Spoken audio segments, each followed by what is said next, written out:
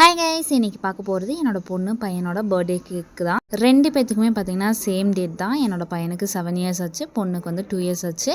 இவங்களுக்காக கேக் வந்து நான் ரொம்பவே டிசைன்ஸ் தொலைவி தான் வச்சுருந்தேன். பட் கடைசி நேரத்தில் என்னால் செய்ய முடியல. ஏன்னா அன்றைக்கி 2 கேக்கு, ப்ரௌனிஸ் எல்லாமே இருந்துச்சு. சரி சிம்பிளாகவே செஞ்சிடலாம் அப்படின்னு சொல்லி சிம்பிளாகவே செஞ்சுட்டேன். பாப்பாவுக்கும் சரி தம்பிக்கும் சரி மாஷா அண்ட் பியன்னா ரொம்பவே பிடிக்கும். சரின்னு சொல்லி அதே தீமில் வச்சுருந்தேன். என்ன ஆடன்னு பார்த்தீங்களா, எதுக்காகனா அந்த கேக் சுற்றுது இல்லையா, அதை பிடிச்சி தள்ளணும் அப்படிங்கிறக்கோசரம். எங்கள் அம்மா தான் பார்த்தீங்கன்னா அவளை பிடிச்சிருந்தாங்க. ரொம்பவே பார்த்திங்கன்னா சேட்டை தான். 2 பேர்த்து கையை பிடிச்சி கேக்கு கட் பண்ணியாச்சு. இந்த இடத்துல பார்த்தீங்கன்னா நான் ரொம்பவே 3 பேரை மிஸ் பண்ணேன். ஃபர்ஸ்ட் யார் அப்படின்னு பார்த்தீங்கன்னா என்னோடய அப்பா தான். எங்கள் அப்பானால் வர முடியல, அம்மா மட்டும்தான் வந்திருந்தாங்க. அடுத்து யார் அப்படின்னு பார்த்தீங்கன்னா என்னோட பெரிய அக்கா தான். அவங்களும் ஹைதராபாத்தில் இருக்கனால வர முடியல.